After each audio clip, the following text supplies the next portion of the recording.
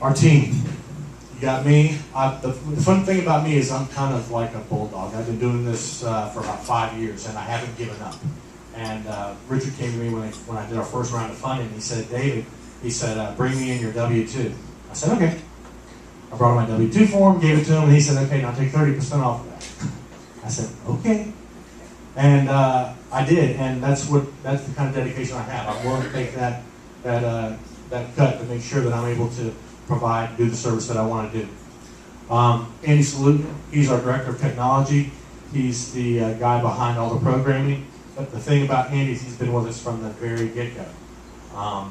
Nothing's changed. We don't have all these fractured developers that are developing all these different things. Every single thing that I've requested him to do, he's able to do. HL7, X12, emailing, picture modulation, you name it, he can do it.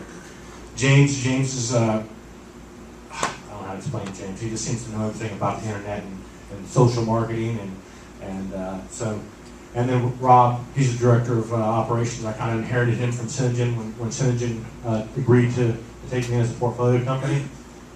They provided Rob. Rob was kind of the person who made sure we stayed on task, got everything organized, and here we are today, a year later, actually doing business.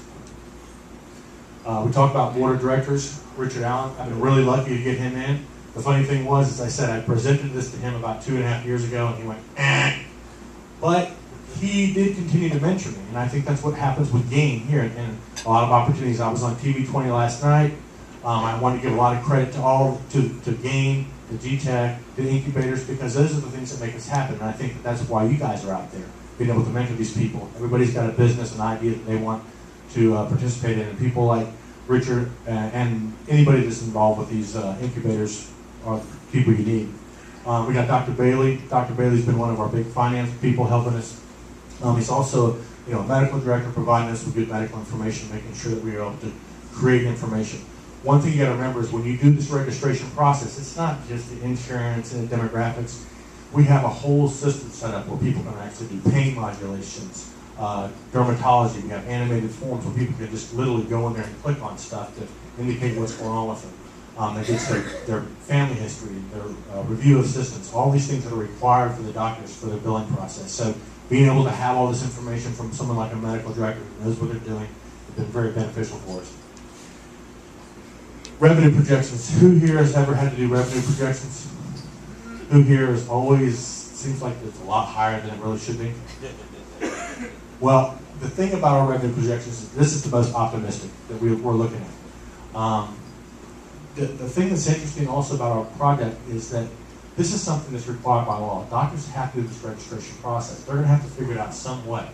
So it's not like they can just sit there and go, well, we're not going to register our patients. This is a system they have to use. So, they have to register the patients. So the thing that's nice about our projection model is we can do 20% of that and still be doing really good. So that's kind of where we're at right now.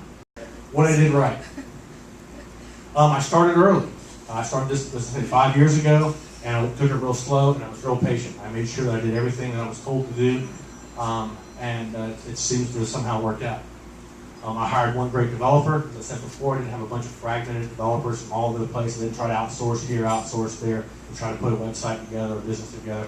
I used one particular person, and he grew with me.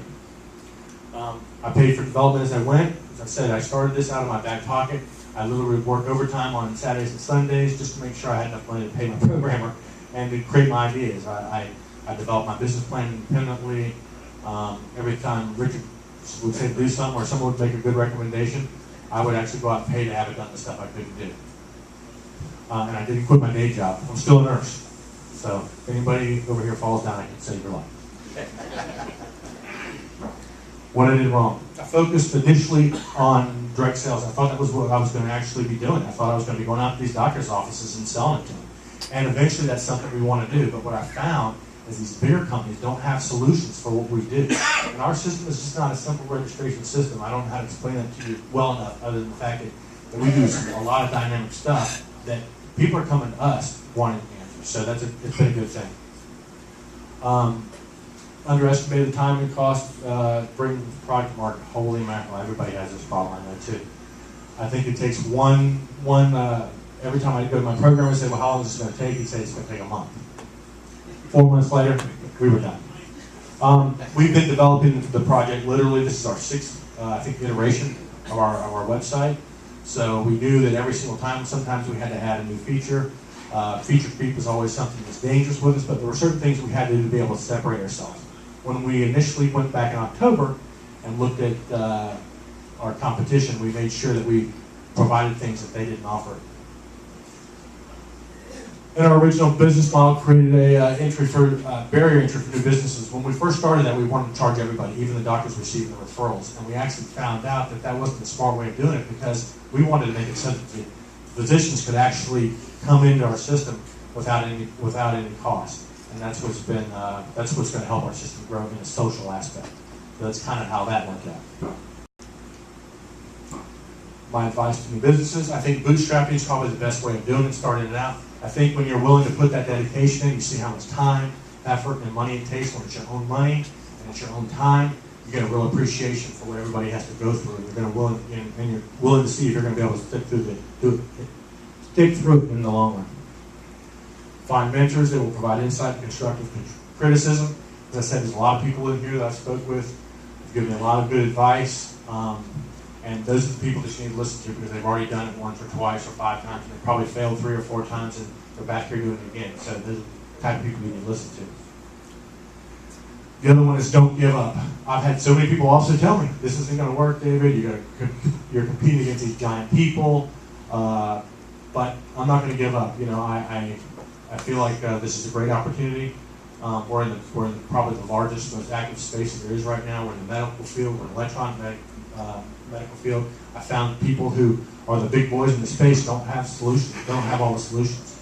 And so out of the 380 something EMR and PMS systems that are out there, there's maybe about 12 of them that are actually looking at these issues.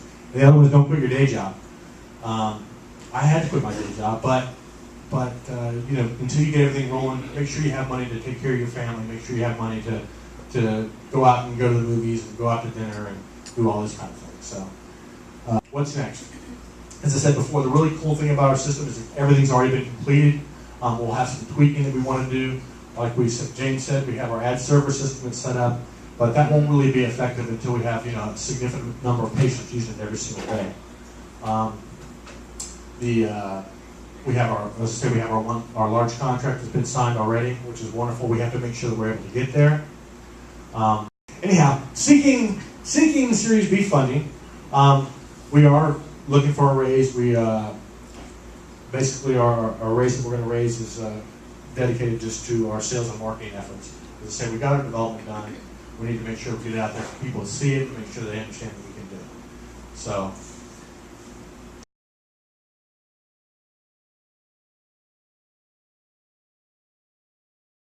Any questions?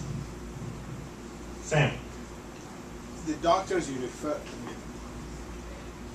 for those doctors that come to you as referrals, how do you get the information to them? As a PDF? Do you sign them up temporarily on your system? How do you do that?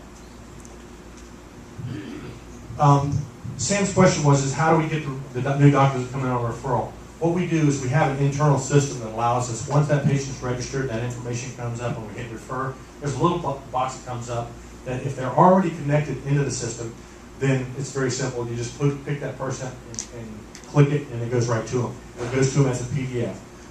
We can actually do it as an HL7 interface, but the problem is you got to make sure that every single step of the way the HL7 interface is available.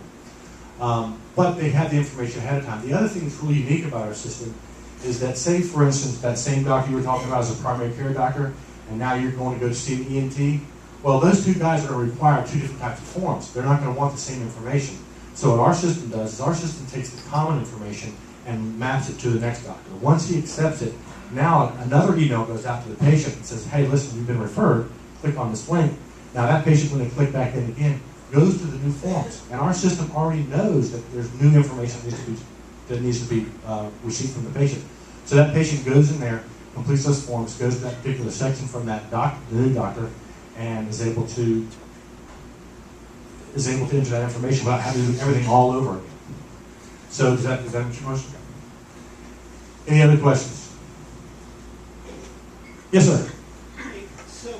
doctors that are already using it, you said you've got some clinicians here in town using it. That's correct.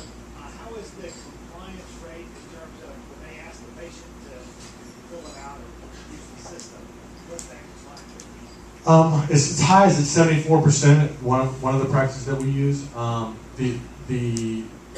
There's so many different ways that they can go into the system. They can actually just put a link on their website, which will send them into the system.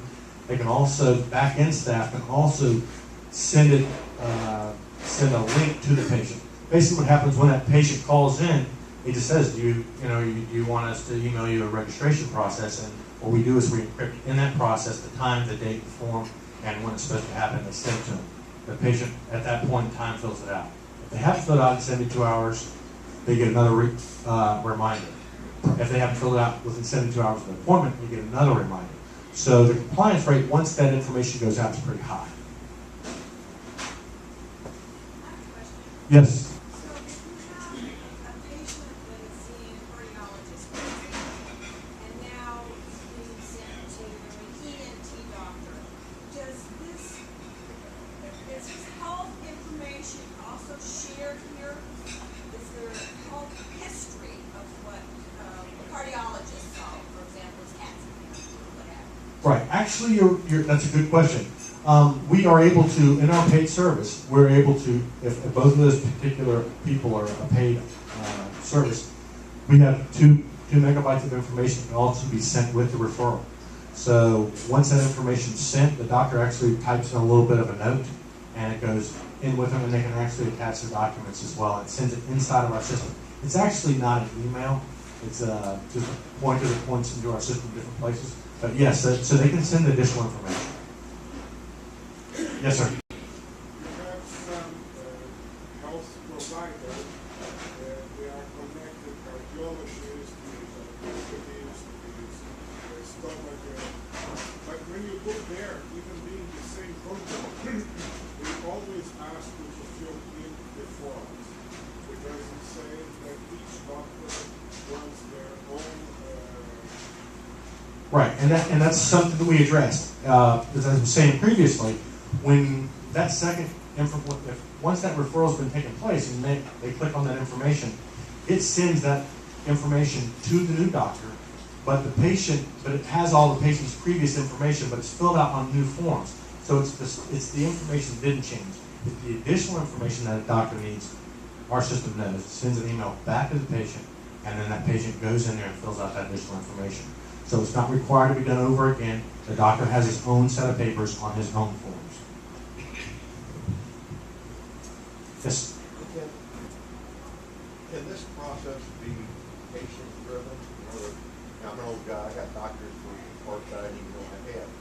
So can I go into your system, register, and then when I go to my doctor, say, if you want all this information, just go to this website, there it is. Tom, right now we can't do that. We have actually looked at partnering with some other companies where you can actually create a PHR, which is a personal health record.